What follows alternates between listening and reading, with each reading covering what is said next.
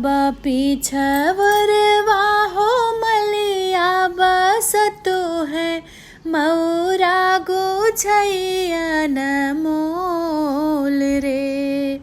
बाबा पीछवर वाहो मलिया बसतु है मौरा गुछैयन मोल जी।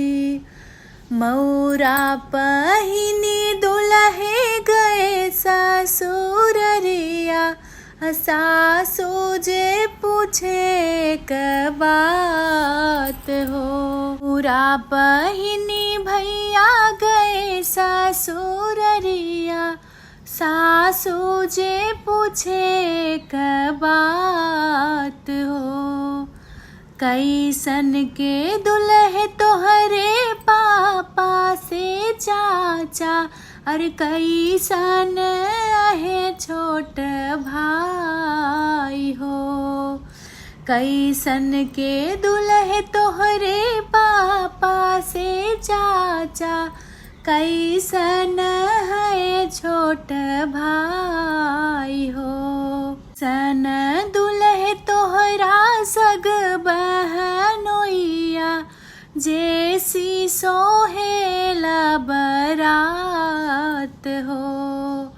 कैसन के दुल्हे तोहरा सग बहनोइया जेकरा से सोहेला बरात हो।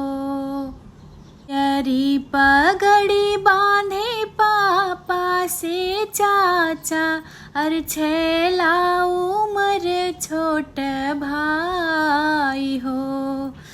करवा चढ़ल हमरा सग बहनोइया जेकरा से सोहेला बरात हो।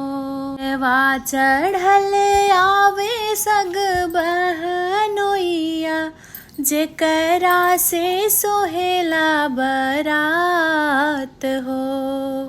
तनी बचन सुनी सासू हो कवनी दे दुल्हे से बोलै मुस्काई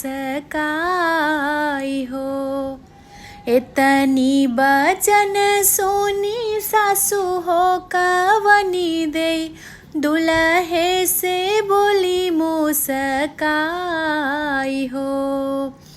विदा कई देबै दुल्हे पापा से चाचा विदा कई देबै छोट भाई हो। एक नाही विदा करबे सग बहनोइया जेकरा से सोहेला बरात हो। नाही विदा करबे सग बहनोइया जेकरा से सोहेला बरात हो। रखी लेहु मोरी सासू पापा से चाचा रखी लेहु मोरा छोट भाई हो। विदा कई देहो सासू सग बहनोइया बहिनी जो हत होई है बाट हो।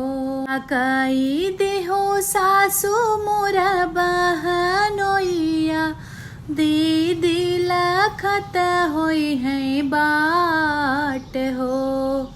रहिया जो हत होई है बैठी मोरी बहिनी नयन से बहत होई है आस हो। हिया जो हत बैठी होई है मोरी बहिनी नैना ढोरत होई है आस हो।